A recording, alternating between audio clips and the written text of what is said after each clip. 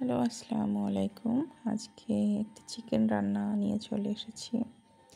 দেশি স্টাইলের চিকেন।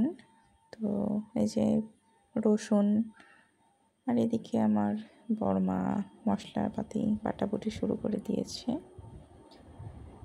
দেশি চিকেন, বাসার আমাদের নিজস্ব মুরগির।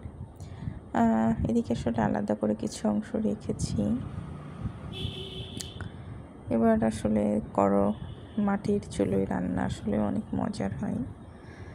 তেল দিয়ে নিয়ে যাবতীয় যে মশলা, আদা রসুনের পেস্ট, এগুলো আসলে দিয়ে নিচ্ছি।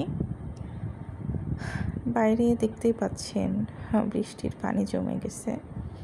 যেহেতু উঠানটা একটু নিচু, সো বৃষ্টির পানিটাও জমে গেছে। আপনারা এরপরে দেখছেন আমি একটু ভালোভাবে নেড়ে নিচ্ছি আঁচ দিয়ে।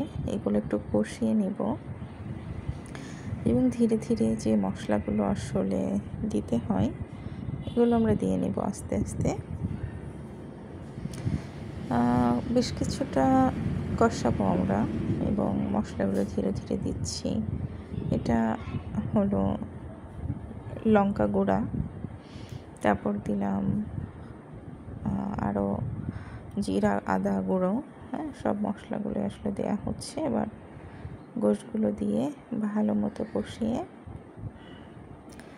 একটু লাল লাল করে কষিয়ে অল্প করে পানি দিয়ে আমরা আসলে এটা রান্না করব। বেশ কিছুক্ষণ কষিয়ে নিলে এটা আসলে ভালো হয়। মাংসের যে একটা কাঁচা স্মেল থাকে, ওই জিনিসটা আসলে থাকে না। আপনারা চেষ্টা করবেন একটু ভালোভাবে কষিয়ে নিতে। একটু পানি দিয়ে নিলাম যেন লেগে না যায়, মশলাগুলো যেন পুড়ে না যায়।